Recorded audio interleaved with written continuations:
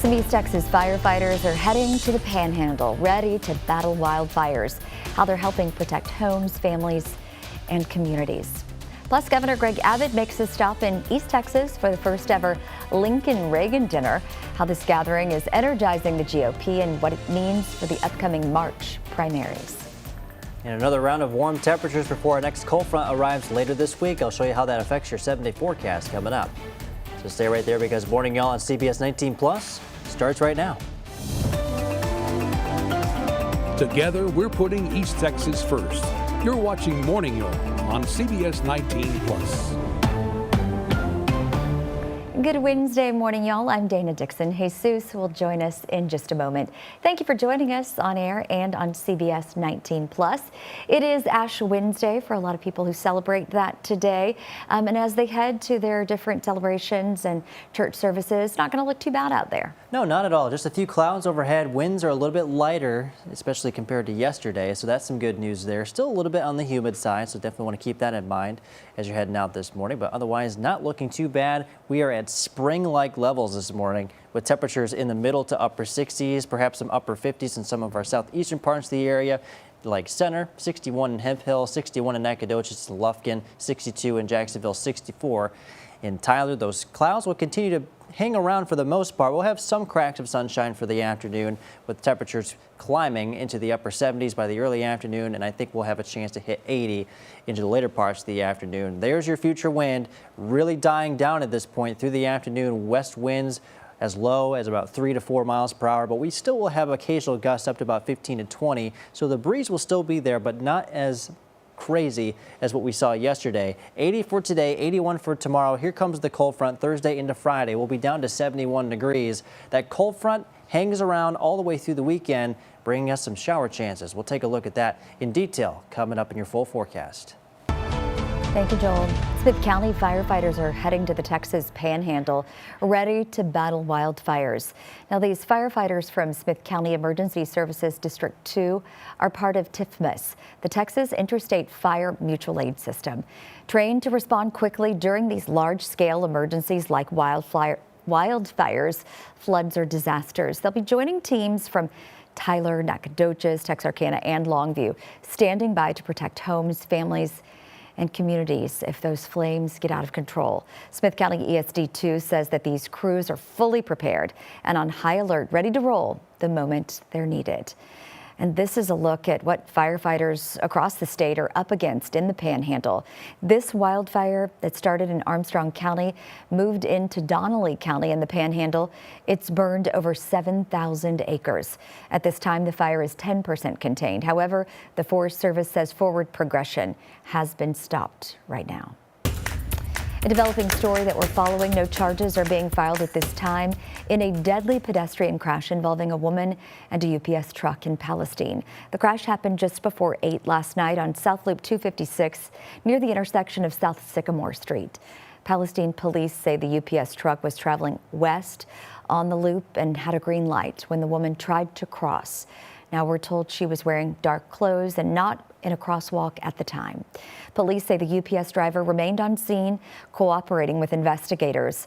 The woman's name has not been released, but we know she did not live in Palestine.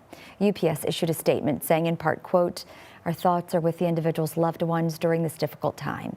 We're cooperating fully with local authorities as they investigate what happened." Well, authorities have revealed the identity of the man killed in a deadly shootout with law enforcement in Wood County. Wood County Sheriff's Office says 45-year-old Cody Henderson opened fire on deputies and DPS troopers Saturday while they attempted to serve multiple felony warrants. The Sheriff's Office says multiple attempts were made to get him to surrender, including tear gas and negotiations. Henderson barricaded himself inside a home, firing at officers before being shot. He later passed away. 2 law enforcement officers were critically injured but are expected to make a full recovery. Henderson had a lengthy criminal history, including drug and weapons offenses and several active warrants at the time. And we're learning more this morning about a deadly shooting at a youth hockey game in Rhode Island. The victims are being identified as members of the shooter's family. The new details about the deadly incident come as members of the community are coming together to show their support after the horror that broke out just days ago. CBS's Jared Hill has more. A small light through dark times in Rhode Island. One day after the deadly shooting at a high school hockey game in Pawtucket in nearby Smithfield, people gathered to pray. Our safe space, our home,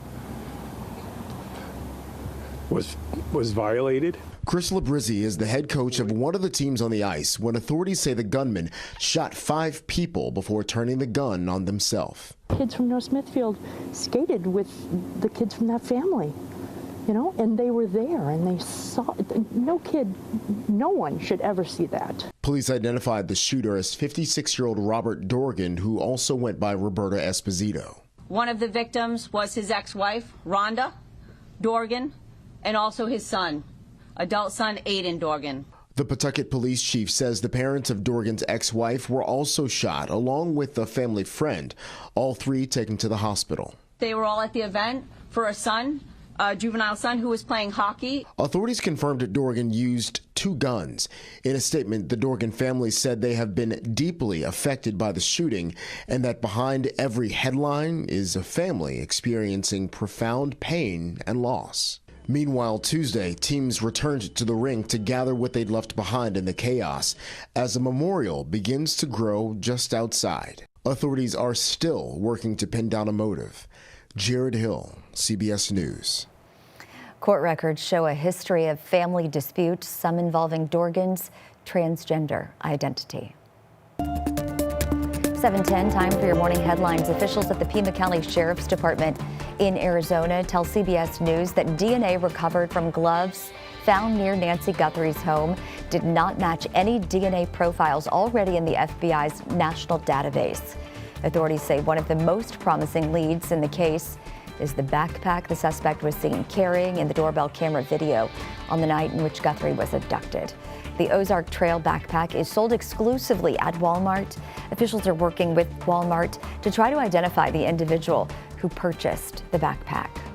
U.S. Capitol Police arrested an 18-year-old man in Washington, D.C. after he ran from his car toward the Capitol building carrying a gun. Police say the gunman was wearing a tactical vest and gloves. He also had a Kevlar helmet and gas mask in the vehicle. Investigators are still trying to determine what his intended target was. CBS News parent company Paramount Skydance is getting one last chance to make its final offer for Warner Brothers Discovery. It comes after Netflix granted a waiver for talks to resume for a week, despite agreeing to buy Warner Brothers Discovery last year. Paramount Skydance says its offer is superior, but Warner Brothers Discovery says it's still backing Netflix's offer to shareholders. Today marks Ash Wednesday, the beginning of Lent for Catholics around the world. In East Texas, this season is historic and comes amid challenges for some families. Our Jesus Martinez is outside the Cathedral of the Immaculate Conception with more. Here at the Cathedral of Immaculate Conception in Tyler, parishioners are gathering to receive those ashes to mark the start of Ash Wednesday and the start of Lent, a time meant for charity, focusing on faith and support for one another. Across East Texas, Christians are receiving ashes on their foreheads today for Ash Wednesday. Here at the Cathedral of Immaculate Conception, these ashes are made from last year's Palm Sunday branches. Bishop Gregory Kelly with the Diocese of Tyler says the ashes serve as a reminder of human mortality and the call to reflection. And this Lent, well, it's particularly historic for them. To have a Pope from the United States is just an amazing gift to the Church. He's been such a voice of reason, of faith, and really, again, I think calling us to focus on what's most important. But for some parishioners, Lent comes amid challenges beyond reflection. Recent immigration arrests and detentions have left many families living in fear, hesitant to attend church or participate fully in community life. Bishop Kelly emphasizes the Church's call for compassion and support. That these are our brothers and sisters and they deserve to be treated as brothers and sisters. But simply to be here in an irregular immigration status, some of them for 25, 30 years, and they're part of the community, part of our churches, they deserve to be treated with respect. Bishop Kelly says Lent is a season not only to focus on personal reflection, but also to reach out to others, to pray for those in need, offer support, and remind everyone that dignity of each person is at the heart of faith. And back here at the Cathedral, parishioners continue to walk in for those Ash Wednesday services to mark the start of a Lent season, one the bishop hopes is hopeful moving forward, full of compassion and prayer. In Tyler, I'm Jesus Martinez.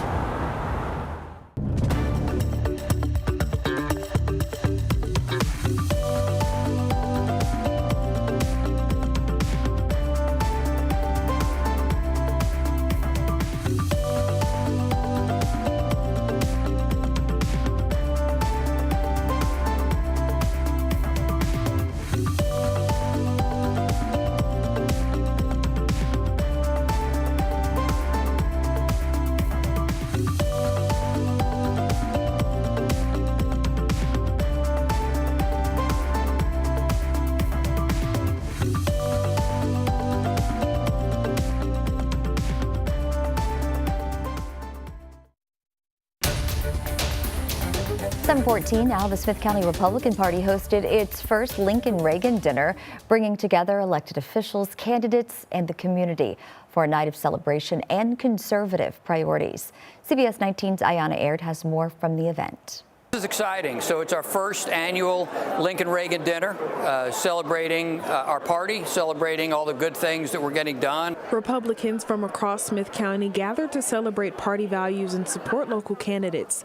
The event also served as a fundraiser for county-level Republican organizations. Gathering of like-minded individuals, people who believe in our principles. Lincoln Reagan Day dinners have been held for decades and continue to draw strong support from the community and local leaders.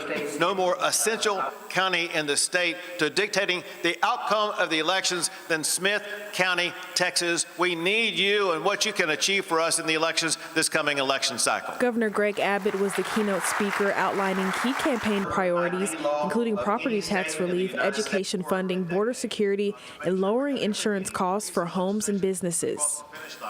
The state of Texas should fund education, not your homestead.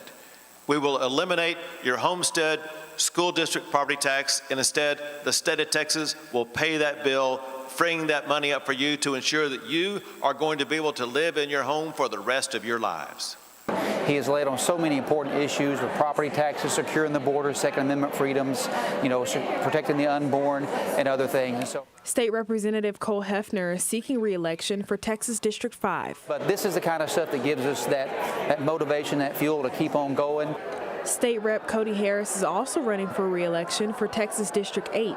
He says one of his top priorities remains protecting East Texas water rights. Because if we allow these other areas to come in and siphon off our groundwater and export it to other areas so that they can have green grass, that means that our communities won't be able to grow and thrive. And so that's where I'm planting my flag in the ground. And we're going to achieve the most important thing we could achieve after an election, and that is to keep Texas, Texas. For CBS 19, I'm Ayanna Aird. Big changes could be coming to Chirino ISD. Voters in the district will decide this spring whether to build a new home for the district's youngest students. Chirino ISD is asking for approval of an $11.2 million bond that would build a new campus and upgrade infrastructure and parking, while most homeowners would see little to no tax increase. Early voting runs April 20th through the 28th, with Election Day on May 2nd at the Chirino Community Center. You got to see this doorbell video capturing the shocking moment a truck smashed through a home in Oregon. It happened early Friday morning. Police say the driver hit a dirt mound at a construction site, you see that right there? Sending the truck flying about 100 feet into the air before crashing into the house. The homeowner and his children were upstairs at the time. Hankins was later arrested and faces reckless driving and reckless endangerment charges. Well, a Texas barber transformed his shop into a sensory-friendly experience, and now he is taking social media by storm. Tiffany Liu shows us why it means so much to children and their parents. You want to take it off? From the weighted cape. I don't think he liked nothing around his neck. To none. From the floor to the chair. Shake. Quentin decides how he wants this haircut done. All right, come on, one. And Henry Amolija makes it happen. We found him on social media. Most people know Henry as the sensory-friendly barber behind the weighted cape. That's essentially how it all started. He invented a barber's cape with weights around the collar, a comfort for many clients he realized fills a greater need for those with neurodivergence. I took my first sensory haircut December 2024, and things just kind of skyrocketed from there. Through social media, Henry makes social impact, sharing his sensory-friendly haircuts with the world. Quentin and his parents met Henry last summer. His odds were against him. Born prematurely. Hydrocephalus ex vacuo is what he's been diagnosed with. And he actually has only I would say about 20% of his brain on the left side. Quentin survived a stroke in the womb, a brain bleed, and a seizure at birth. That's what you hope for. That's what you want, is someone to understand your kid just a little bit more. And Henry gives them that chance to do so. With patience and love for their 3-year-old son, it quickly made Henry and his assistant Acacia family. Thank you. You're welcome. Henry's work is a calling, so much that he's expanding from this 100-square-foot room in Deep Ellum to a 900-square-foot sensory dream in Richardson. Wherever he goes, we're leaving, we're going with him. Henry is calling it Trimmy's, and in a few weeks, once he and Acacia unpack, the clients will step into Trimmy's world. From the lobby and waiting room to the sights of Jumanji and Apollo. A lot of these kids' toys and fidgets, they ain't cheap. All the sensory-friendly toys given are proof of his impact. People donate a lot of the toys that are using here. Beyond the toys, $140,000 was also donated to support Henry's mission, which was able to cover every sensory haircut session we're going to do for 2026, as well as help us expand into our new space. He hopes more stylists and barbers will join him. There's thousands and thousands of families who struggle with haircuts. Quentin, with a fresh fade, you want to pop some bubbles? Is one of many who make this journey worth it. It's amazing what a haircut does. I'm Tiffany Liu. All right, come on, pop the bubbles before they go. Oh, doesn't he look handsome? No, it looks good. What a really neat idea. There's a place for everybody, right? Yeah. I love that. Well, it is time for hot takes and hot brews, and here we go. We want to know, what habit would you like to give up? You know, Lent is here, so it's a time of sacrifice and for many across the globe. So what are you thinking maybe? I mean, the biggest thing, I mean, especially like with all of us really, especially my generation, is social media and YouTube. Taking a step back? Yeah, just taking a step back. I've done that a few times. It feels good. Sometimes I just get back into it. It's a little bit hard, but it really does help Maybe keeping it at work as opposed to taking it home with you. Right, or just, you know, substituting it for something else. You know, maybe instead of just scrolling on social media, how about like call somebody or text somebody. Actually interact with people instead of just, you know, clicking like on stuff. I always like to say, like, give something up, but also add something really impactful. Yeah, something that helps, you know, something that helps you. Yeah. Let's see what the people are saying. Jesus says doom scrolling. He's with you. Oh, yeah. Let's see, smoking. Kelly said hardest thing I've ever had to do. And then Vicky said eating when I'm not hungry. Oh, that is hard sometimes. You just eat when you're bored sometimes, right? That's right. I'm definitely giving up sweets again. I try to do it every year, and like super processed foods, and then adding more fruits and veggies and exercise. That always makes me feel better. Doing a nice swap. That's right. All right, it's time to take a look at your traffic as you get ready to head out at 7:22 right now. Let's do it. Let's take a look at I-20 as we take a look here. Very nice conditions out there. Very quiet.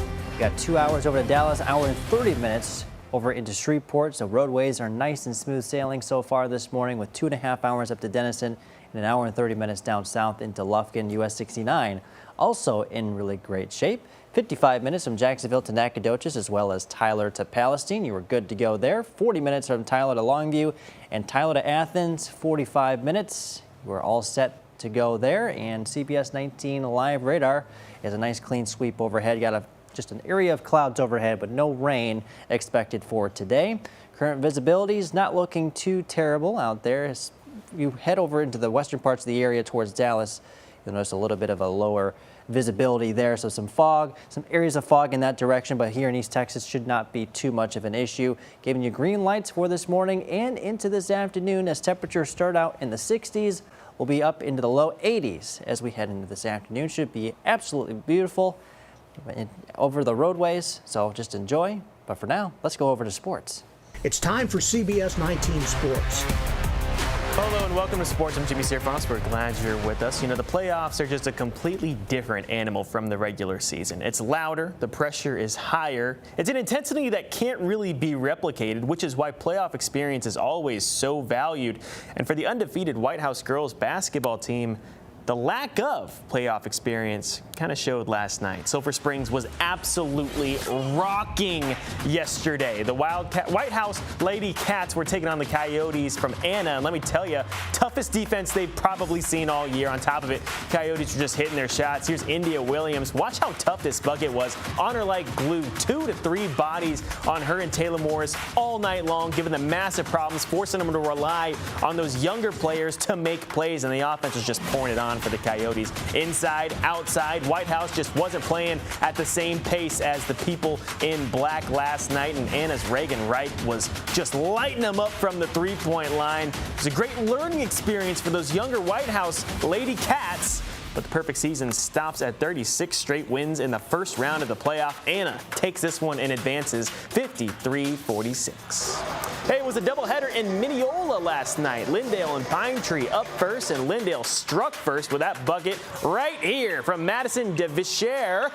That one's good for 2. Pine Tree came into this one with 9 less wins than Lindale, but nobody told Caden Brown in the paint was a force early, putting this one up, keeping Pine Tree in it, and then there they go. Bodies around her, nobody's stopping her. There's Brown again. Pirates got themselves a lead. Pine Tree just takes that momentum and rolls with it. Addison Edmond with the layup, and look how excited the cheerleader is. She got hops, people. Pine Tree ends up losing this one, 43-23. And this one's going to be good from the start. 2 good teams, 2 good fan bases showing up. Talent level was showing. This is the first shot I saw, or I guess didn't see. The black jersey gets a hand on it. Ball goes nowhere. Spring Hill capitalizes. Ava Burnett gets the one you gotta have.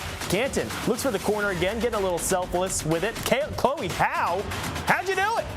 She'll show you. And this one, playing both sides of the court, too. How about the block of her own? Let me tell you, if she looks familiar, this next player, Elizabeth Corbett, former player of the week, volleyball star, working the inside, getting the shot up, getting the shot in. As a force on the court, as usual. Canton goes ahead and matches it. Lily Cervantes with the shot there, ain't phased. And on defense, Lexi Etheridge, she can play defense, too. Full hand on it.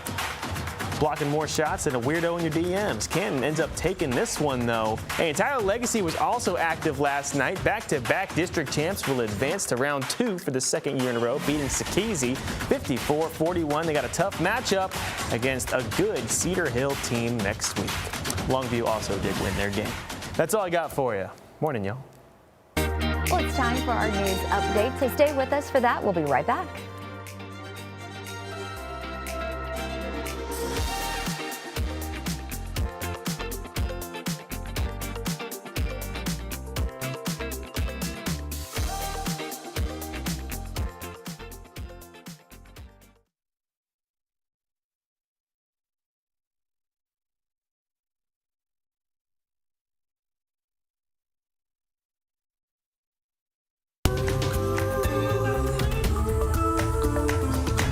Good morning, y'all. I'm Dana Dixon. Thanks for being with us for this morning news update.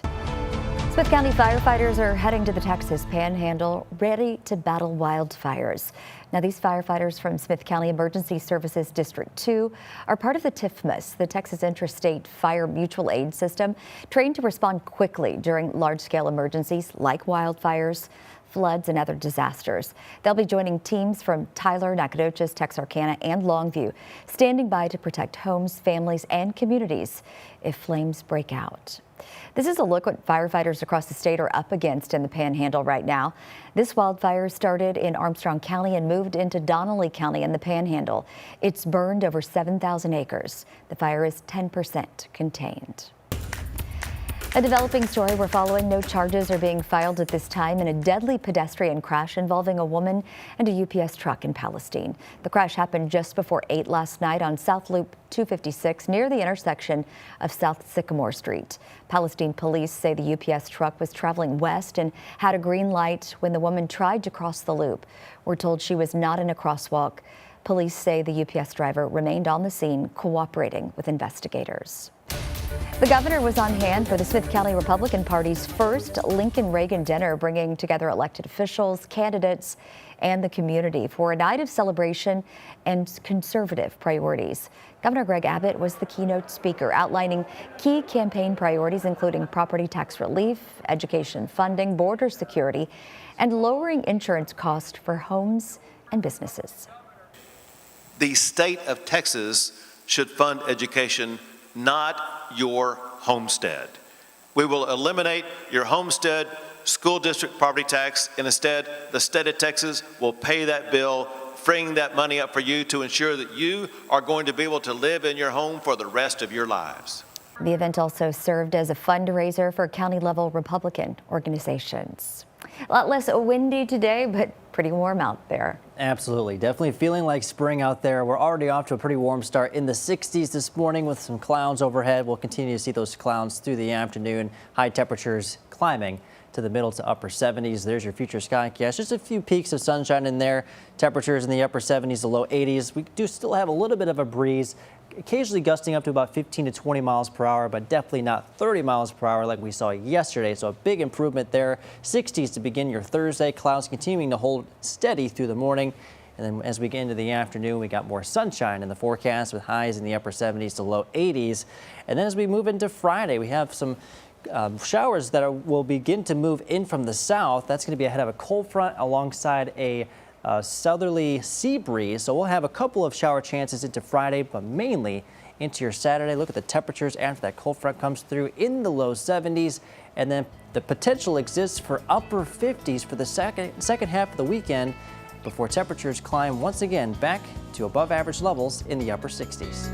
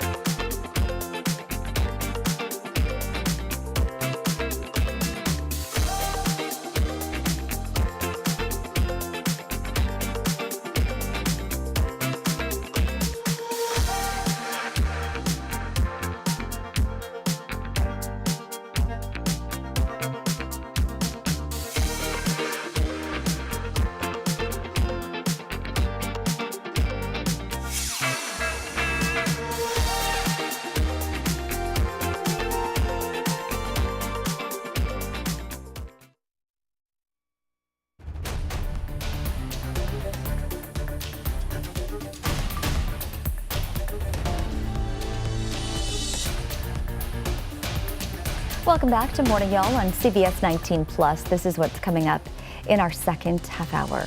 Early voting is officially in full swing, and we've got some info on what you should know before you hit the polls.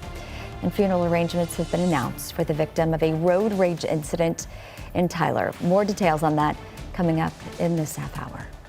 We got some warming temperatures over the next few days before temperatures dive greatly into this weekend, alongside some rain chances that we'll be watching for as well. We'll talk about all of that coming up in your forecast later this half hour.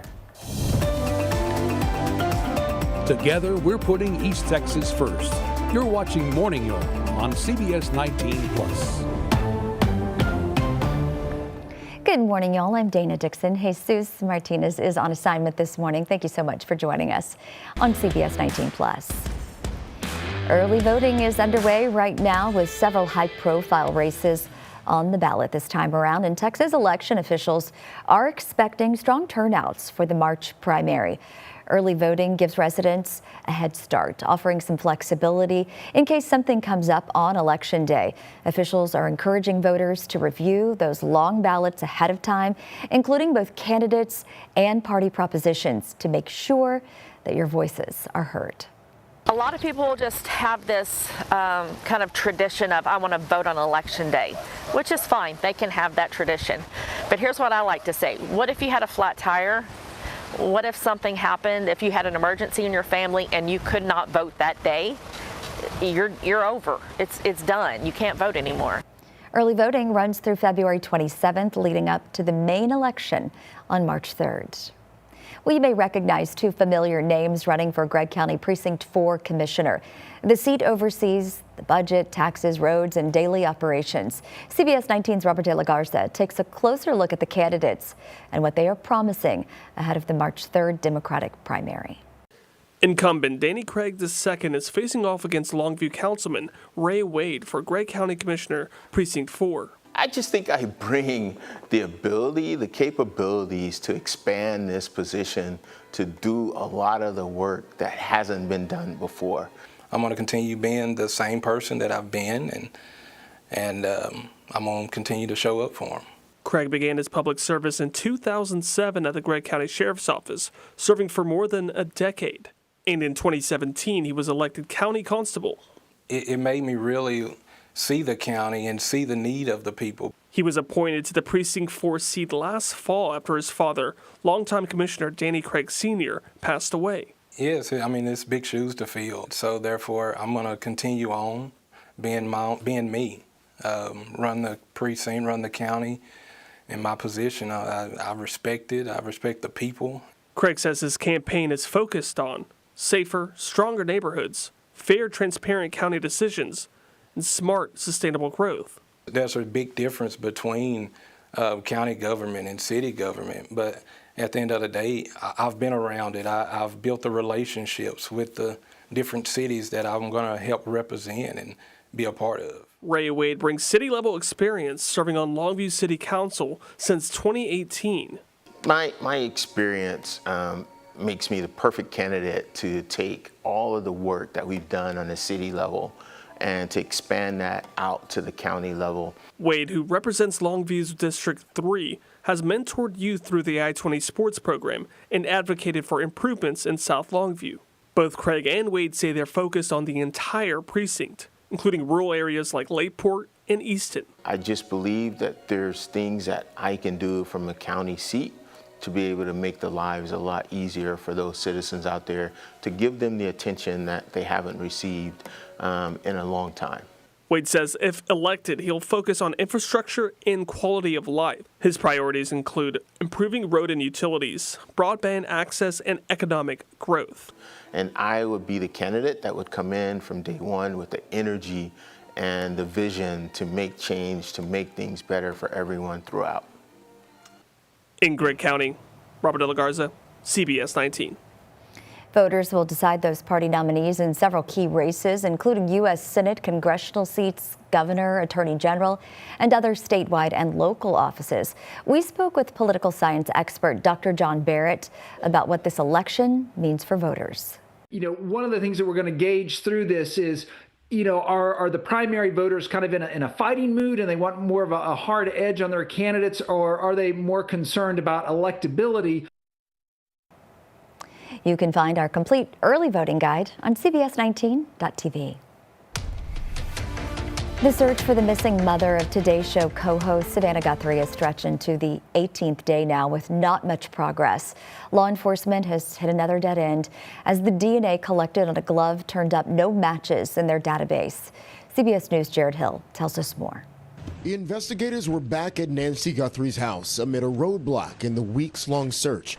The FBI says DNA pulled from a glove 2 miles away from the home didn't match anything in their national criminal database or any DNA found in the house. The Pima County Sheriff's Department says they're now turning to commercial genealogy databases. Evidence takes time to present itself in cases, and it's frustrating and it's tedious work. CBS News has learned the FBI has been looking into guns purchased around Tucson. This gun shop owner told local CBS affiliate KOLD that an FBI agent showed him a list with several names and pictures to look for, though he says the agent didn't say what the list was for. I went through all 3 papers, typed in the last names, and nothing showed up. Authorities are also honing in on the backpack the suspect was wearing in the surveillance video the night Guthrie went missing. It's sold exclusively by Walmart. Pima County Sheriff says the retail giant has handed over purchase records with names. That might be the only piece of evidence that shows up that can put 2 and 2 together. It could be very significant. Meanwhile, Facebook parent company Meta is telling CBS News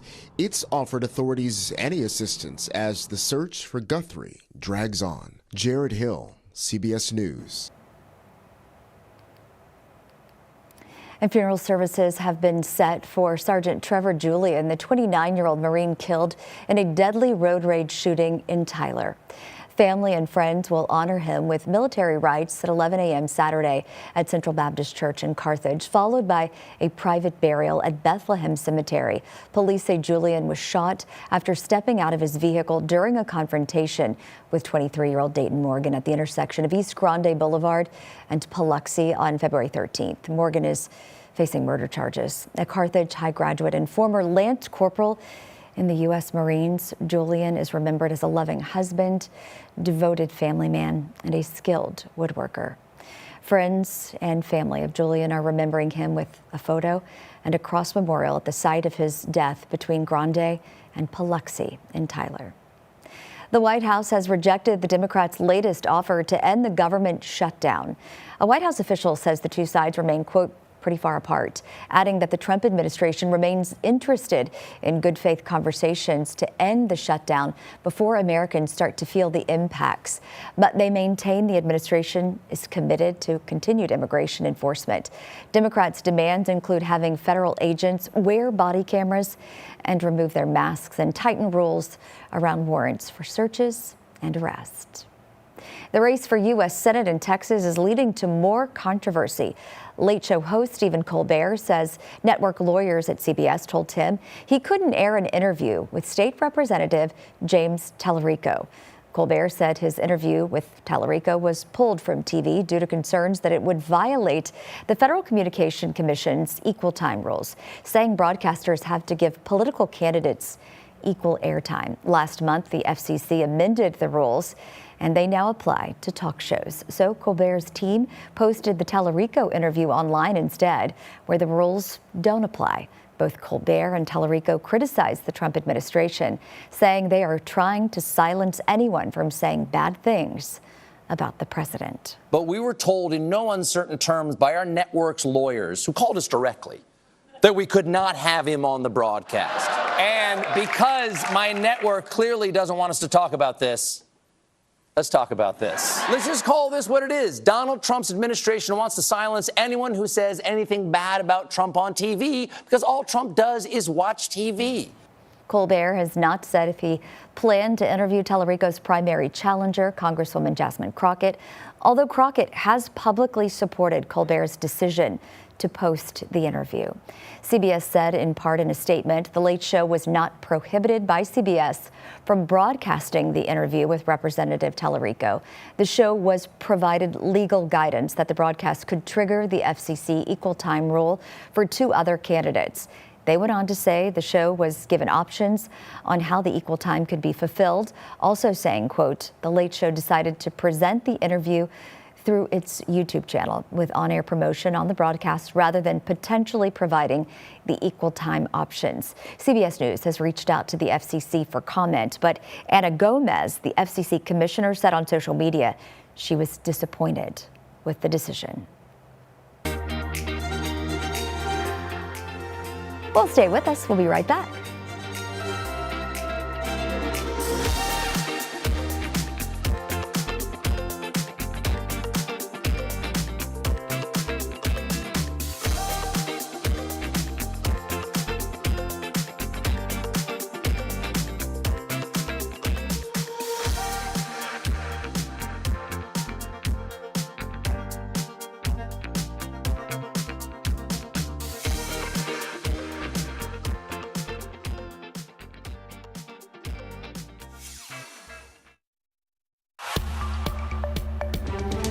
Welcome back. 7:44. Getting a great picture of yourself has gotten a lot easier and cheaper thanks to artificial intelligence. Experts say the AI-generated headshot market is booming, but there are some things to watch out for when using a virtual portrait for a job search. CBS's Evan Moon has tips from career experts.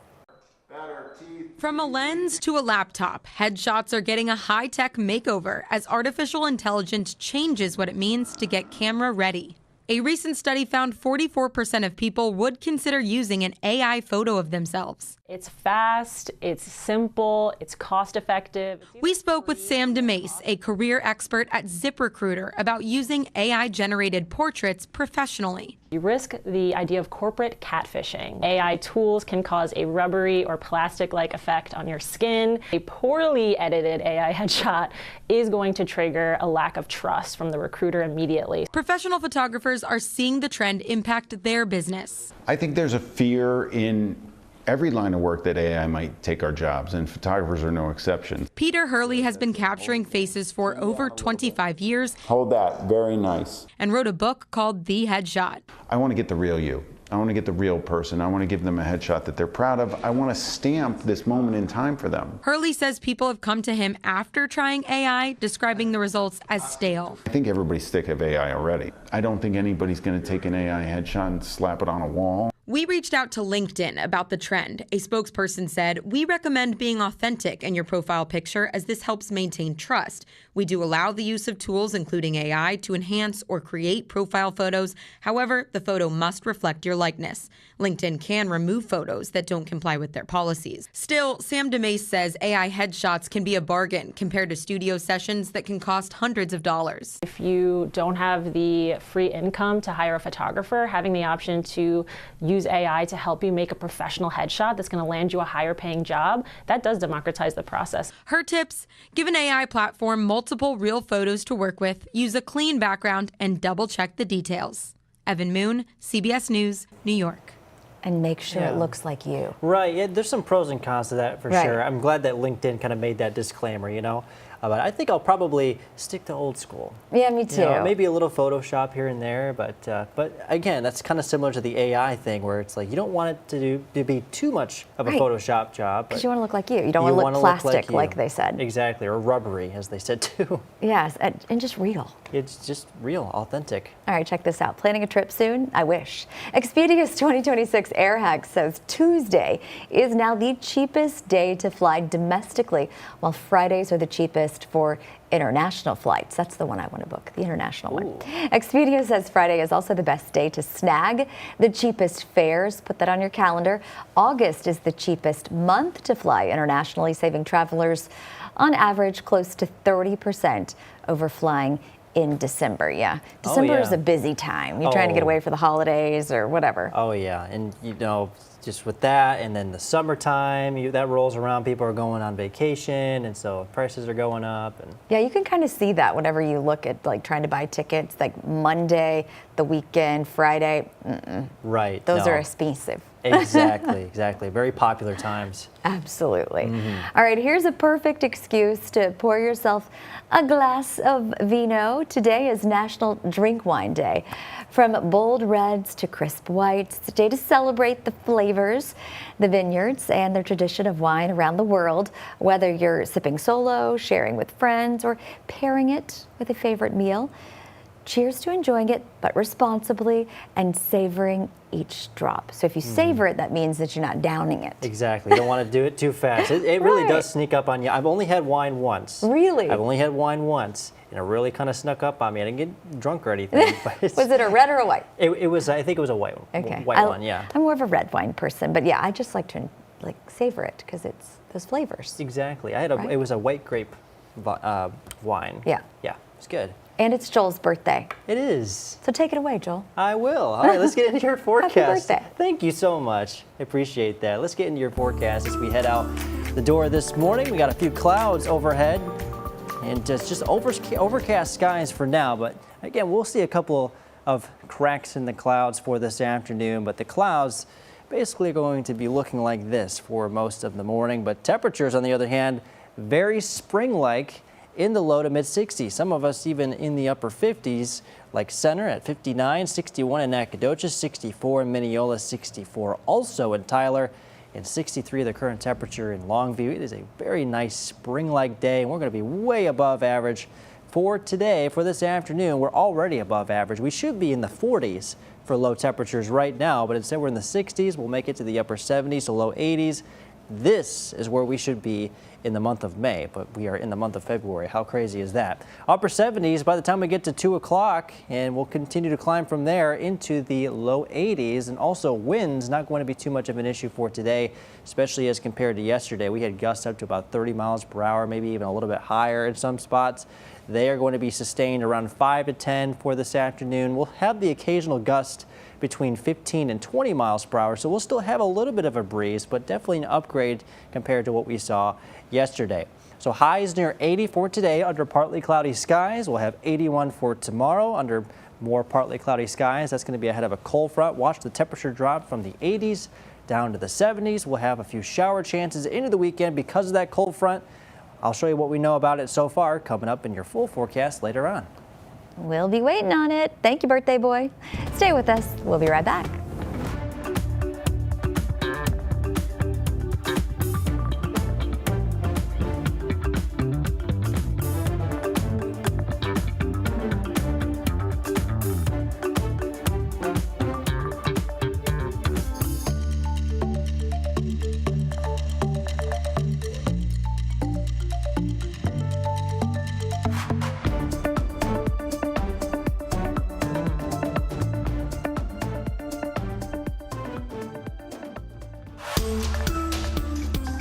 $7.51, something small enough to fit in a pocket, is creating a big disconnect for families.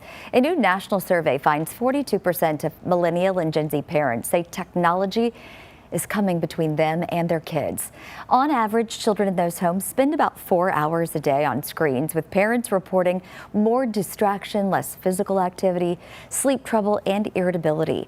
Many say that they're trying to pull their kids away from devices by turning to hands-on activities they can do together, hoping to rebuild that connection.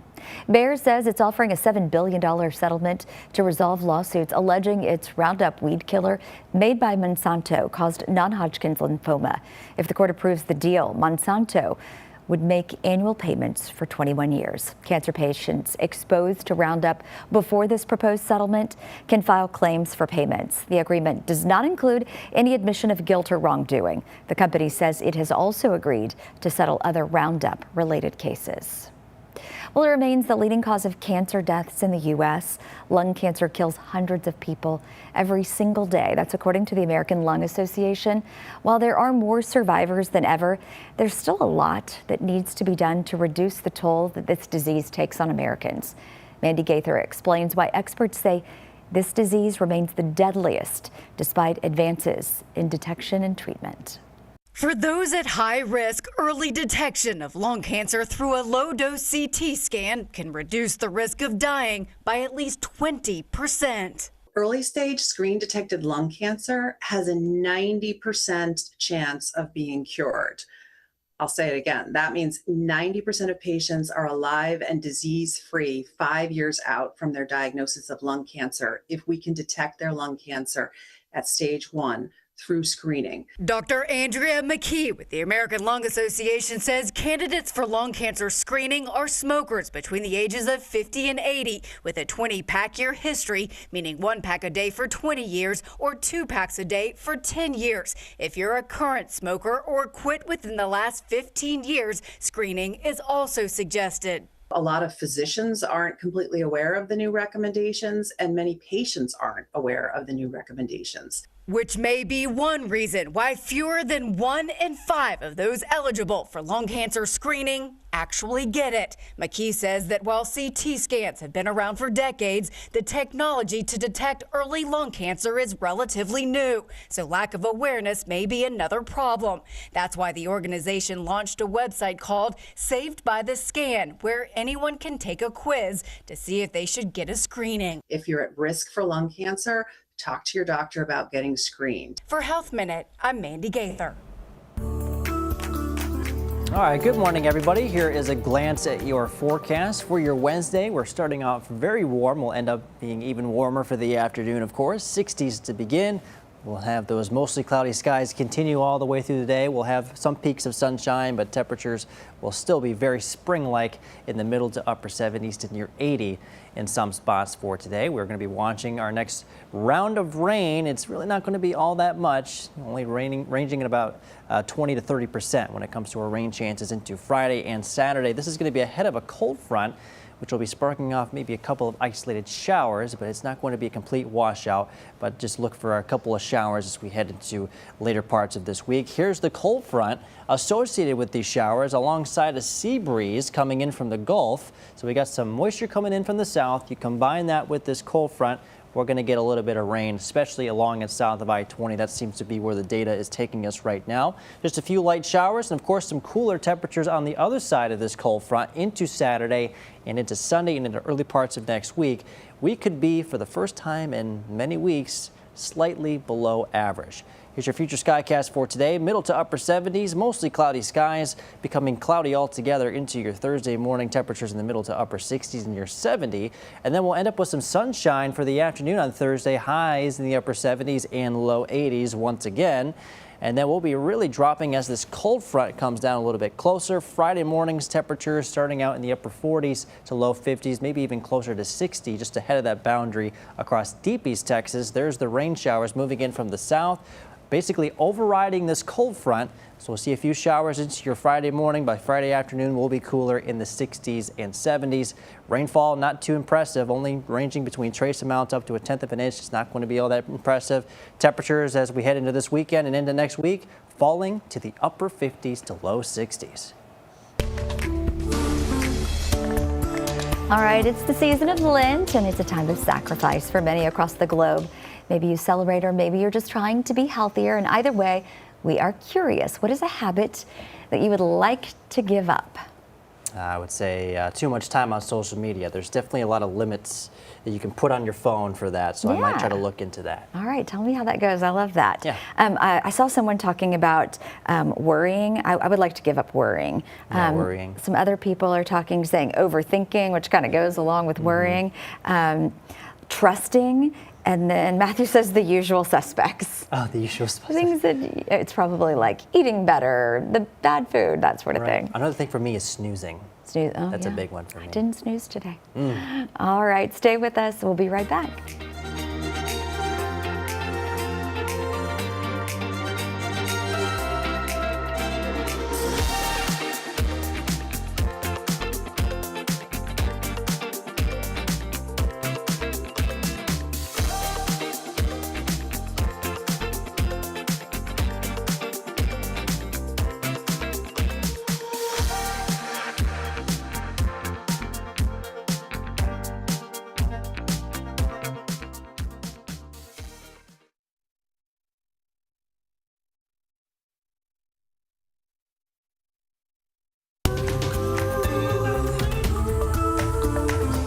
Good morning, y'all. I'm Dana Dixon. Thanks for being with us for this morning news update. Authorities have revealed the identity of the man killed in a deadly shootout with law enforcement in Wood County. Wood County Sheriff's Office says 45-year-old Cody Henderson opened fire on deputies and DPS troopers Saturday while they attempted to serve multiple felony warrants. 2 law enforcement officers were critically injured but are expected to recover. Henderson had a lengthy criminal history. Funeral services have been set for Sergeant Trevor Julian, the 29-year-old Marine killed in a deadly road rage shooting in Tyler. Family and friends will honor him with military rites at 11 a.m. on Saturday at Central Baptist Church in Carthage, followed by a private burial at Bethlehem Cemetery. Police say Julian was shot after stepping out of his vehicle during a confrontation with 23-year-old Dayton Morgan at the intersection of East Grande Boulevard and Paluxy Drive on February 13th. Morgan is facing murder charges. One of the races on your ballot features 2 familiar names, both running for Gregg County Precinct 4 Commissioner. That seat helps oversee the county budget, property taxes, and road projects. Incumbent Danny Craig II is facing off against Longview City Councilman Ray Wade. Craig began his public service in 2007 with the Gregg County Sheriff's Office, serving more than a decade. In 2017, he was elected county constable, then was appointed to Precinct 4. The seat last fall after his father, longtime Commissioner Danny Craig Sr., passed away. On the other side, Wade brings city-level experience to the race, serving on Longview City Council since 2018. He represents District 3, has mentored youth, and has advocated for improvements in South Longview.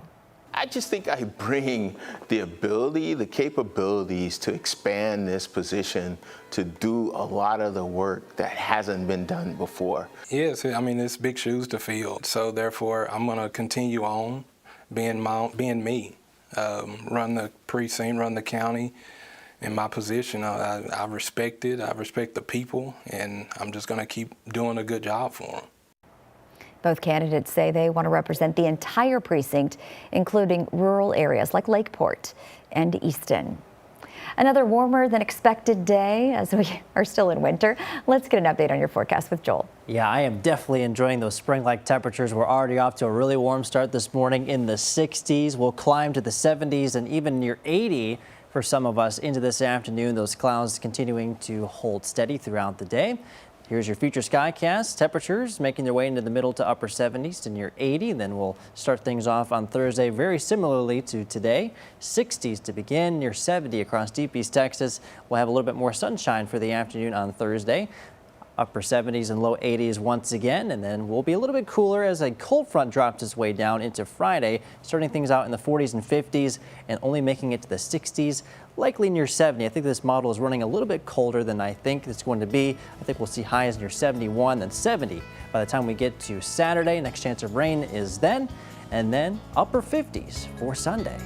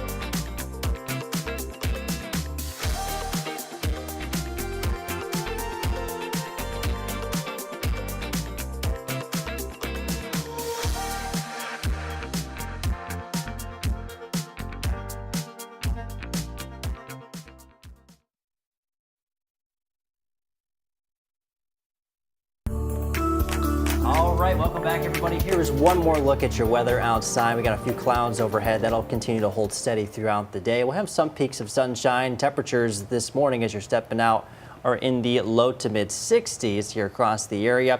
Can we get to the graphic real quick? Are we on there? Okay, we got temperatures in the low 60s. There we go. Low 60s all across the area for this morning. We'll end up in the low 80s for the afternoon. 80s continue into tomorrow as well. Cold front swings through into your Friday. Temperatures dropping into the 70s. Our next chance of rain, only an isolated chance on Saturday, and then temperatures will fall again into the upper 50s. Now, for the first time in quite some time, we will be just below average. Yeah, and like in the 30s as we start our day. It's going to be a shock to our system. It sure will. We are getting used to this. Right.